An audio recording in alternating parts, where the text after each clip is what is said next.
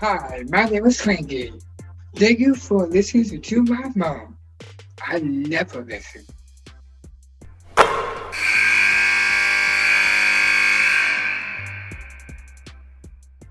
All 5 6 of her from the University of Texas. Miss Rori Harmon is in the house on the podcast. Rory, we love seeing you. You look as happy and as energetic as ever. How's it going? I'm doing good. Thank you for having me on the show. I've missed talking to you. I miss being around basketball, so I'm excited. I'm equally as excited, but probably not happier than Vic Schaefer. That's for sure. I know that. But listen, we love the personality that you bring, not just here, but what you bring on the floor. Where does some of that energy and excitement for the game come from? I mean, honestly, just when you work out with your dad and your mom and dad and brother are constantly at your games, just giving me all the confidence in the world just growing up. I trained with my dad every day almost for a Yes. while, and just knowing how much passion he had behind the game, and it kind of rubbed off on me, and I get so excited to just show what I can do, show everyone what me and my dad used to work on, and so I take pride in, just the confidence I have in dribbling, shooting, whatever it is. I take pride in that, and it just makes it so fun.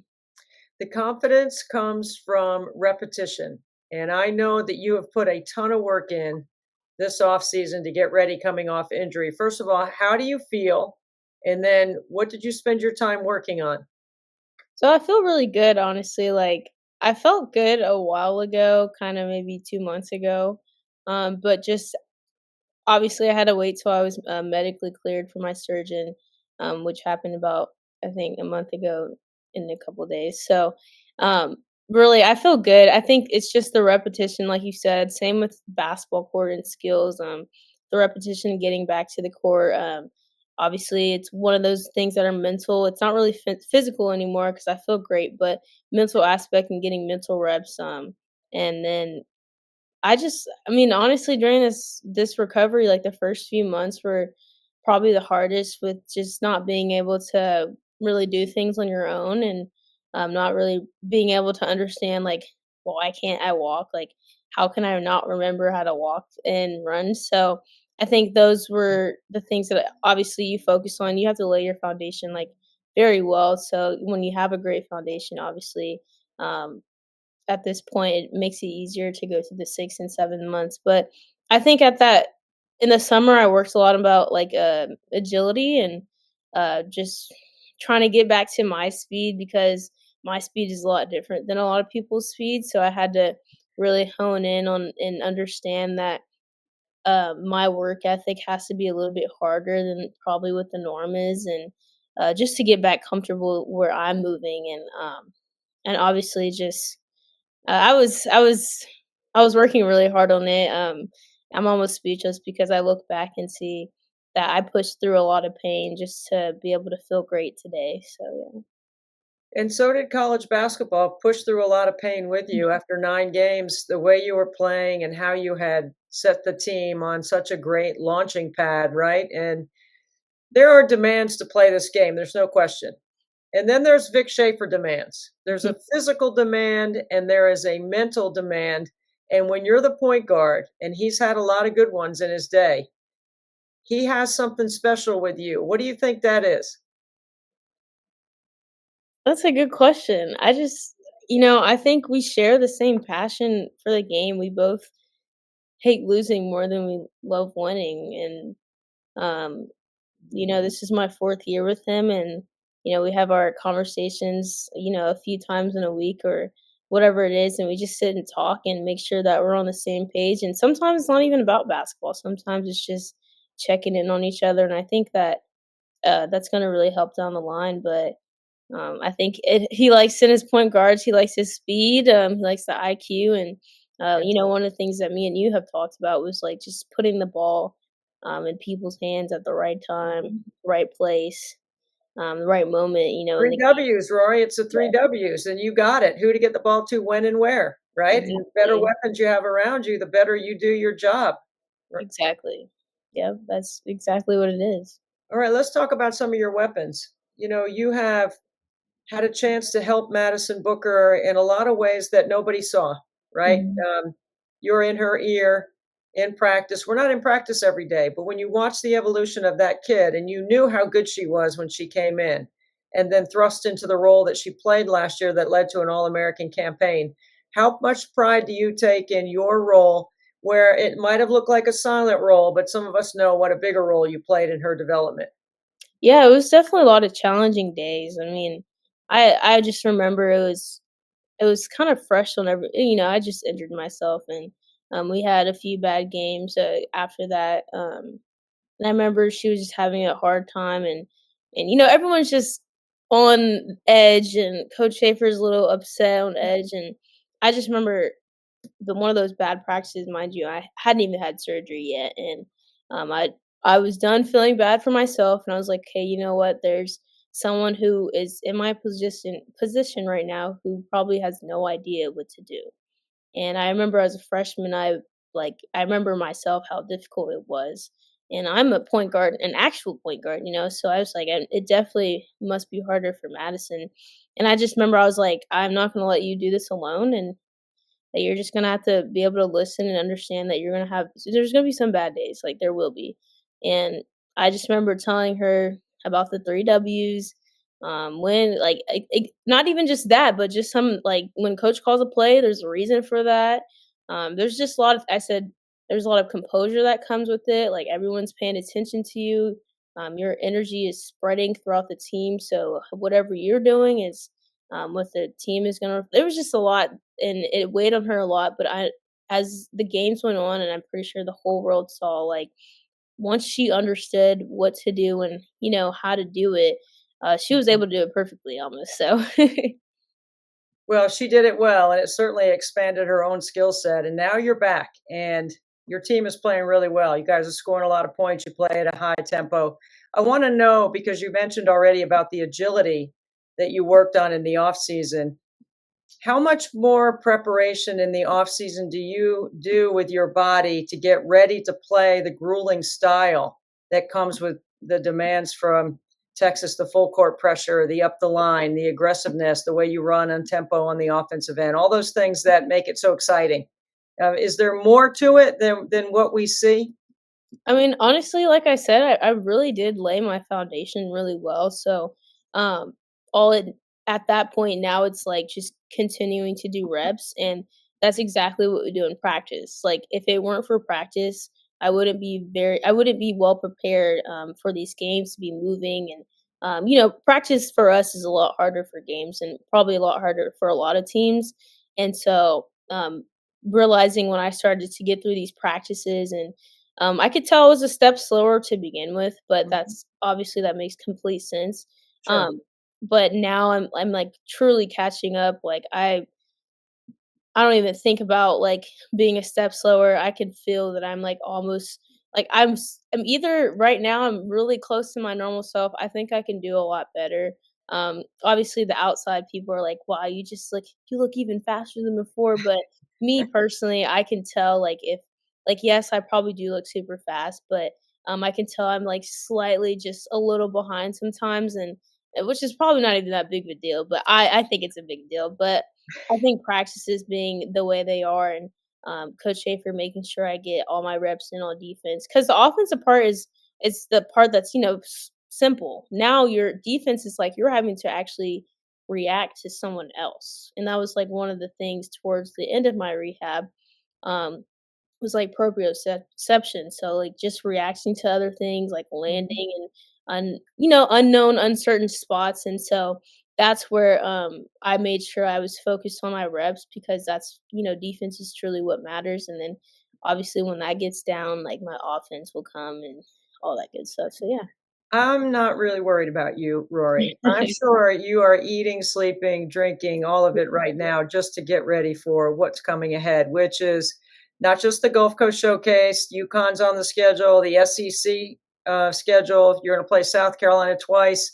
I mean, it is a daunting look if you look too far ahead. How do you keep your focus right now and just trying to get better every day?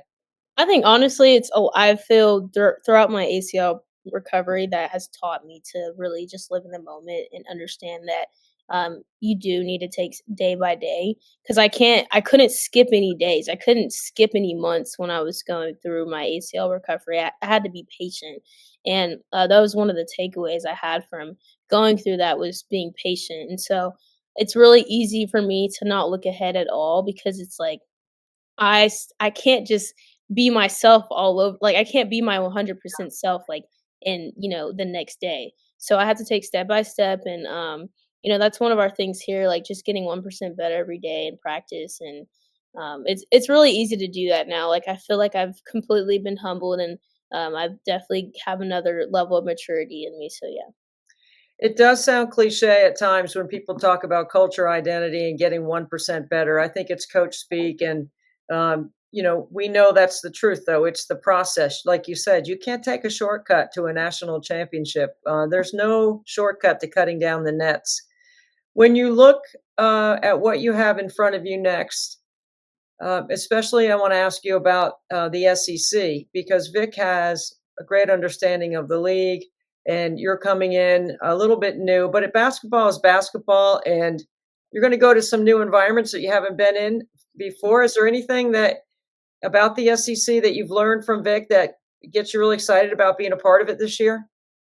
Yeah, so we went to the SEC Media Day, obviously, my first time and not Coach Schaefer's first time at all, but, there was, like, all these signs and there's this phrase that it just means more, and I think that it actually does, especially coming from a great league, obviously from the Big 12, but, now there's, like, the reigning national champions in our league, there's, it just it just literally means more, and I think it is a little bit different, it's a I think what you said before about it's not pressure, it's opportunity, that has definitely stuck with me for a really long time since I ever heard you said that, but, I think, like you said, just Coach Schaefer being comfortable in kind of this conference he will definitely prepare us well for the situation and the games that we come through, and I'm just excited, like you said, just to do something different, you know?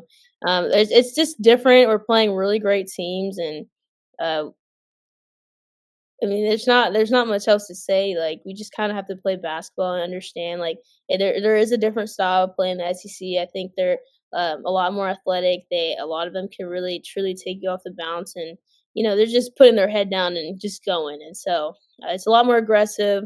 So yeah, I think that's something that how Coach Schaefer teaches us to play. So hopefully when we get to that moment, we'll be prepared. Yeah, I don't have any question about you guys being ready. I know that Texas grit is going to show up and show up in a big way. You referenced a couple of times our conversation from last year. This was last year, about a year ago in October, Mhm. when I was on campus with you guys, and you and I got to spend a little extra time together in the gym. I have the best videos of you breaking down the game that I have saved because I was waiting for the right moment, and then you got hurt. Now's the right moment, Rory. I can't wait to show the world how your IQ and your personality plays out and everything that you do, and what an incredible joy about you and the way you play, and just your whole glow on the floor. It's hard to take your eyes off you. How do you feel about that kind of? You said pressure opportunity, right? It's opportunity, but how do you feel about that kind of celebrity around what you've been able to help build at Texas? It feels good to, just kind of change the culture a little bit. Nothing different for Coach Schaefer, obviously. Like he's been winning for a really long time, and he's had great point guards before me. But I think just realizing that I have a really big impact on this program and this team, it means a lot, and it makes me do better every day. So the the way my teammates and the coaching staff and how they view me and how they see that I can make a difference and make a change in the way we're playing right now and our season this year. It truly means a lot. It makes me push harder every day. So So I want to go back to something you said earlier about checking in with each other, right? Because everybody always thinks it's a one-way street here, coaches checking on the players, but I know what kind of relationship you and Vic have. He's a guy that tries to get his workout in every day. He's going to eat, sleep, film. He's going to sleep in the office. He's going to at some point probably get dehydrated. You have to keep an eye on him, right? I mean, are you the one voice in the locker room that says, "Coach, we got it. Go home"? I mean, how do you manage some of that with him? Yeah, no matter what we say, he probably is not gonna do it anyway, but, that kinda just says a lot about him and how he just truly cares that much. Like, Yes. I want him to take care of himself and sleep at home every once in a while, but he cares so much about us as people, of course, first, and then players, and then, just winning, and being well prepared, and I think it's hard to tell somebody to not do that as much, but every once in a while, he always tells us, "Oh, make sure you get something good and before you go to sleep tonight. Make sure you're hydrated." And we're almost like looking at him like, "You might want to take your own advice sometimes." But Yeah. I could tell he's trying. He definitely does do his walk or his elliptical almost every day, and so he's just, he truly does just kind of put us first sometimes, and that does mean a lot. I know from the COVID when Texas was in the bubble, he was running sprints in the hotel hallway. I mean, I have video of it. I mean, just like I just have known Vic for a long time. You're right. Everything you said about how much he cares and what kind of investment he's made, not just in his program, but in young women and trying to help them. Uh, Mhm. I'm going to see you at the Gulf Coast Showcase. That's a pretty good event down there we have. Are you looking forward to it? Like, have you heard how much fun that hotel and the resort is down there? I actually have not heard. I think they're kind of just wanting us to like get a little surprise in for that, but I'm excited to just play. It's hard to like be excited about much else, but I'm excited to play. I love just traveling a little bit, and coach will, when we get to that point, he'd be like, "Okay, well, this is a business trip," and it definitely is, but he'll let us have our little fun too. He will, and you'll find some time to enjoy hanging out at the water park and all the things and the amenities around that Sounds good. resort. It's really nice. You're going to have a good time. Roy, before I let you go, um, you've been described by some as a menace. I think by yourself, you've considered yourself a menace. I mean, tell me a little bit about your instincts and your film study on the defensive end before I let you go. It's funny that you asked that. Just recently, we played a game the other day, a couple days ago, and I think I had 5 steals. Um, and that truly just means I'm, in my point of view, my perspective, that truly means I'm playing hard and I truly care. Like when I don't have a lot of steals, I mean maybe, but when I have 5 steals like that, that just means I'm playing hard. But honestly, I've said this before, but um you can learn defense and get better, but I think it truly just comes from the heart. Like, how much heart do you have to play defense? How much grit do you have? And I think that's why I kind of refer to myself, and some of my teammates refer to me as the menace, because um, I'm not going to let you just sit here and dribble in front of me, or I'm not going to let you pass the ball around for fun. Like, I'm going to make it very uncomfortable and disturbing for you. So, That's what I enjoy about watching you is you're right. When you play Texas, you have to have your pressure package in. Backdoor Mhm. cuts, ball fakes, shot fakes, dribble entries, a secondary ball handler. Yeah. Most teams won't let their point guard or whoever you're guarding bring the ball up. Tell me about what you're doing on the weak side of the floor. Most teams enter it right, and then Mhm. the point guard would cut away Right. probably, and then you're ending up on the weak side, is what I'm guessing on the Mhm. first action. What are you thinking when you're over there? Because I see you got your what I would call have your you got your engine revved up. Yeah. You're not just standing over there on the weak side. Yeah. So it happens a lot, obviously, like, when the point guard gets rid of the ball, they do go weak side, and I'm ready to take a charge. I'm ready to be in help. I'm ready to steal the skip pass, whatever it is. I'm ready to talk to my teammates. I may not be the help person. I may be the first layer of help. So I'm like telling them, be ready for the charge, be ready for the drive. When there's a ball screen, there needs to be 3 people in help. So um, I'm just ready to take charge, and I'm communicating. I'm trying to viewing like what is going on from this side of the court from this side. Like if they're staying over there, that means I could just stay in the paint. But if they're coming towards me, then I obviously have to scoot towards out to my person. But being in help is probably one of the fun things when you're guarding the ball for about like 25 seconds out of the shot clock. I mean, yes, I love that, but it's not always fun. It's actually super tiring. But being in help is not tiring at all, and you almost get to camp out and just kind of wait for that charge. But yeah, I think help defense is a really big deal here at Texas because we do ball pressure, we do hedge hard, so we always got to rely on each other to make sure that we're in help. And I know drawing charges, like you said, is a big deal and a big part of the culture on the defensive side of the ball.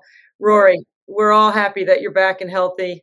I can't wait to see you down in Florida. I'm excited about how hard you've worked to get back, not just for yourself and for your teammates, but for the good of the game, because we need personalities like you. So you keep killing it, and we appreciate you being with us on the podcast. Thank you so much. It means a lot.